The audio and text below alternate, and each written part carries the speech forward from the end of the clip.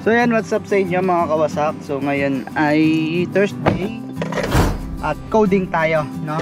So ang gagawin natin ngayon ay Cavite lang. As always, Cavite lang naman talaga tayo. Meron na tayong unang booking papunta ng Walter Mart Dasmariñas, no? So tanghali tayo ngayon, 8:51 in the morning. At yun diyan ako nagantay sa bahay, no? So nagpatanghali na ako kasi sabagay kaka-open ko lang naman ng app. Mga wala pang 5 minutes may pumasok na booking, no? So yun, ngayon ay papunta na tayo dun sa ating first booking na papunta ng Walter Mart. Dito lang din naman, malapit lang naman sa amin, no? Saka kanina naglinis pa tayo ng kotse, kaya tagalan tayo. Kasi dapat malinis lagi yung kotse natin, no? Ayoko kasing tumulad doon sa iba kasi may mga nagkikwentong pasahero ko na pagpasok nila amoy yosi yung loob ng sasakyan, tapos ang dumi-dumi, yung ganon, no? So hanggat maaari, bago ako lumabas is malinis tong ating sasakyan, no? So kapag ka maaga-aga naman ako nakakadating sa bahay, sa apartment, is nalilinis ko pa tong sasakyan, yung loob lang. Tapos kinabukasan ng umaga, saka ako pinupunasan yung labas ng basang-basahan, no? Tapos minsan pag kami putik-putik, binubuhos ako ng tubig, saka ako pinupunasan, no? So wag natin pupunasan yan ng kunyari maputik, maalikabok ng ito yung basahan lang, no? Kailangan palambutin muna natin yung mga kapit-kapit niya bago natin siya punasan kasi magkakagasgas, no? Sabagay hindi naman may iwasan yung gasgas, pero hanggat maaari is maiwasan, no? Kahit konti, no? Mabawas-bawasan. Alright, first booking done.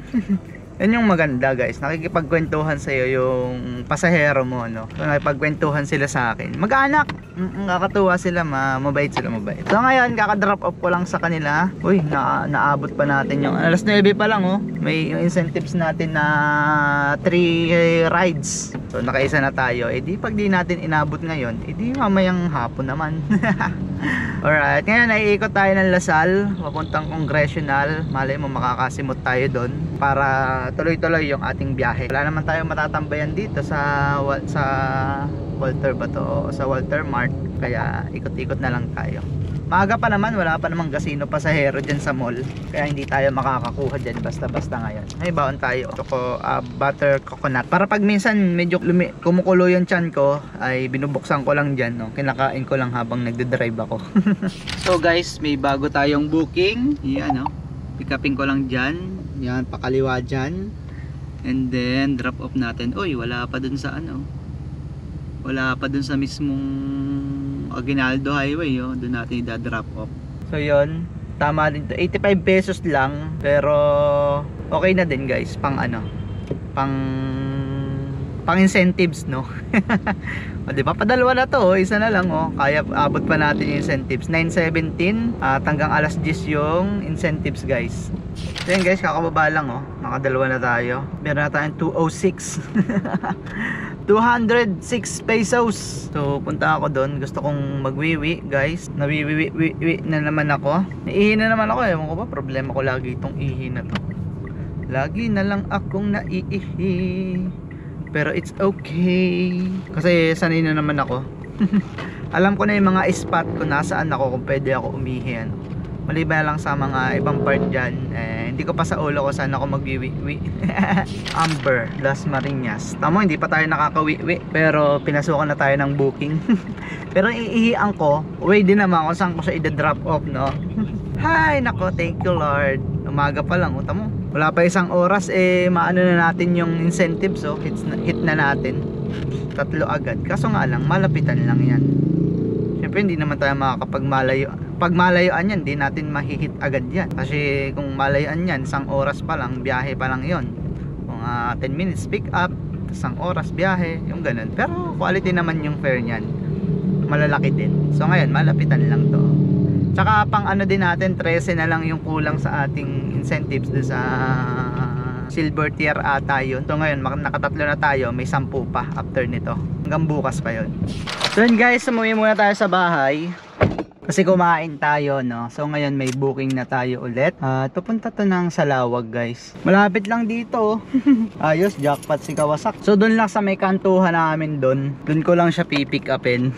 So yan, ano oras sa atin? 10:59, mga 9:30 ata, or magte-10 ako umuwi dito. I'm not sure. Pero ngayon ay 10:59 na. 11. Magpalagay mo na 11. 1, 2, 3, 402 ang kanyang pamasahe. Naiipon na naman ang ating mga barya. Tamang tama to, pambili ng mga candies. Kasi mahilig ko mag candy guys eh. Candy. Yan, una nating cash for today's video. 402. So, andito tayo ngayon guys sa Salawag. Manobra ako sa intersection. Subdivision naman to eh. Lang kasi nung sasakyan. Nagpa early drop off si sir. Dito lang oh. Parang 150 meters pa eh, nagpa drop off na siya. Nakakita kasi yung chicks eh. Yan mga kawasakan, nandito tayo ngayon sa Salawag. And then alam nyo na, wala tayong congressional. Dun yung way natin. Unang booking sa tanghali. So nakaka-apat na tayong bookings guys. May 649 na tayong kinita. Pwede na yan, no? Kaysa kanina oh. Piso-piso yung kanina eh. 120, 140, diba? Pag nakasampu ka niyan, may 1,000 ka din mahigit, no? Kaya pwede na yung ganyan, guys. Kaysa sa walang booking, diba? Diba wala tayong booking nung kahapon, umaga. Eh ngayon may nagkaroon tayo, kahit na isa-isang daan lang yan, is appreciated yan. Yung kasi kita mo, nagkaigi nga tayong wala eh. Oh, eh yan pa kayang meron kahit na isa-isang daan. Napakalaking bagay niyan. What a coincidence mga kawasak. Yung pasahero ko kahapon na pinick up ko dito sa Salawag, sa doctors doon, ay siya din yung pasahero ko ngayon. Sinundo ko doon sa Jollibee. Ang galing naman. Oh, yun oh. Saan naman to? Alabang Town Center. Ay nako, hindi. Coding tayo ngayon guys, hindi tayo makakapunta ng Manila. Okay sana kahit mga Alabang lang, Alabang, Pasay, yan, Parañaque, yung katulad kahapon, Sukat. Eh ngayon kasi coding tayo guys eh. Kaya mahirap tayong sumugal sa sa Paalabang. Sa bagay, window hour naman ngayon, pero okay na, wag na. Nakakakaba din kasi minsan eh. Kaya hindi muna tayo magmamanila ngayon. Yun, sabi na nga ba, Sala yung pinasukan ko. Sabi na nga ba sa kabilang kanto pa eh. Di ba, Sala yung napasukan natin. Pumasok Alabang Town Center. Eh, di ko na kinuha guys. Baka mahuli pa tayo dun eh. Mahirap kasi yung pasahero dun pabalik ng Cavite. Dun sa Alabang na yan. Kasi mostly kalat na yan eh. Papunta ng Laguna, papunta ng Makati, pa Manila na talaga. Yung ganun, pa north na. Kaya wag na. Tama lang yung hindi ko tinanggap ang Alabang. Sa iba na lang, sa mga hindi coding. So guys, tatlo na ang pumasok sa aking long ride. Una ay Alabang Town Center.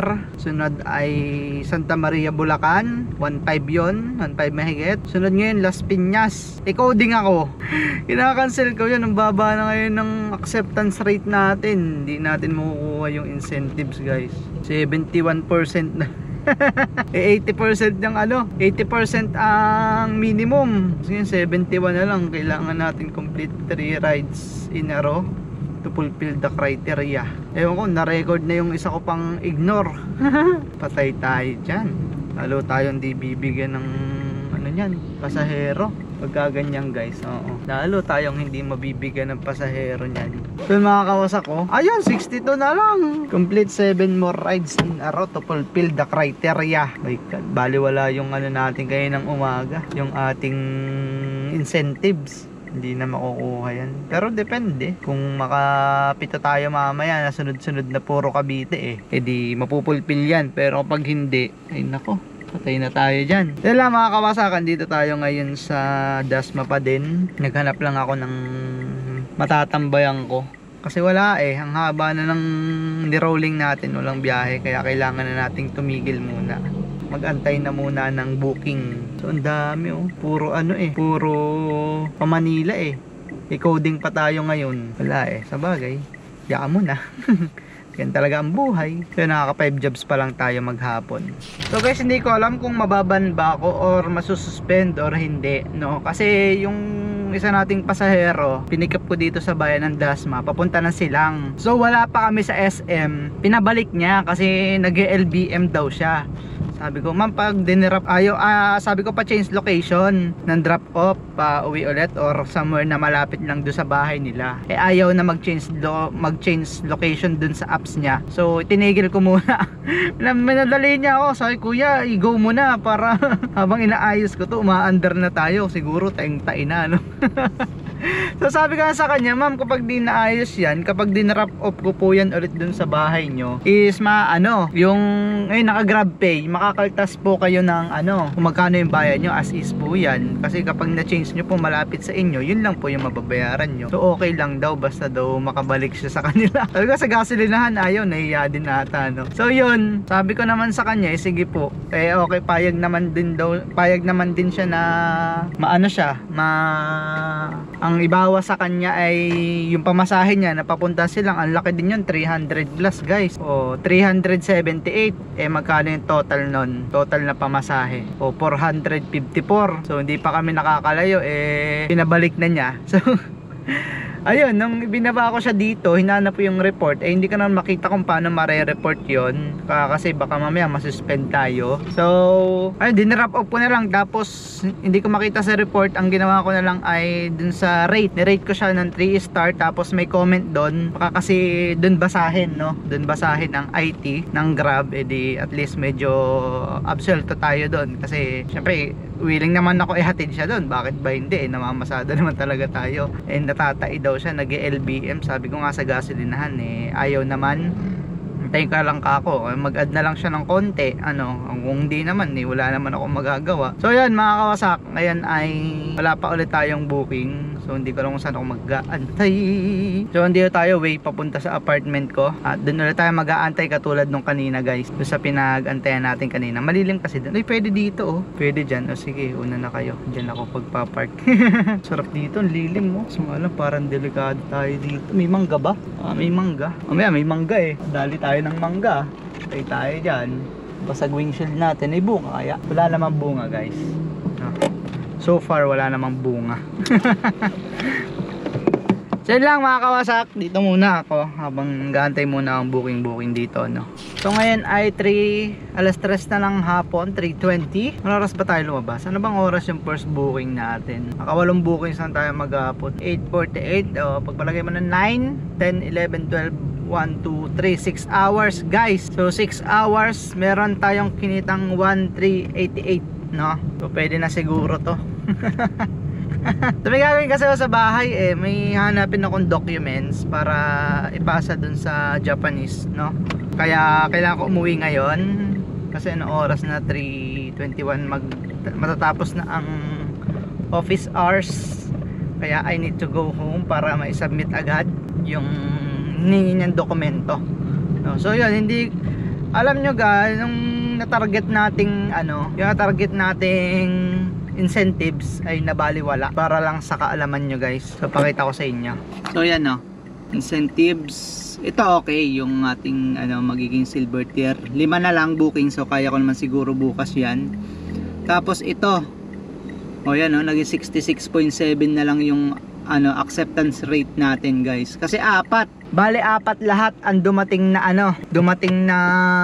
pa Manila. Isang Bulacan, tapos isang Alabang, isang Las Piñas, tapos yung isa ay Cainta, Rizal, dadaan din ng Maynila. So walang problema papunta doon, kaso nga lang pabalik is baka abutan na ako ng coding, ng rush hour, di ba coding yan, anong oras pa ako makakauwi, kaya hindi ko kinukuha.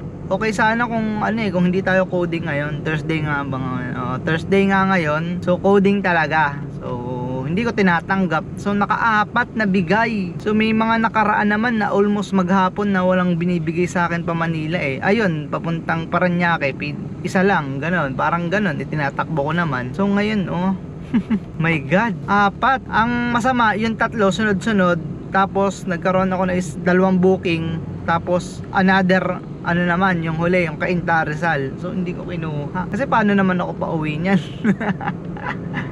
Sila mga kawasak, may gagawin kasi akong importanteng mahalaga, kaya kailangan ko umuwi ngayon. So bukas half day lang ako siguro. I-hit ko lang yung 5 na ride, no, 5 bookings. I-hit ko lang bukas para dun sa ating silver tier, no, at yun, uwi na ako. Sila mga kawasak, ride safe always sa inyong lahat, and peace out.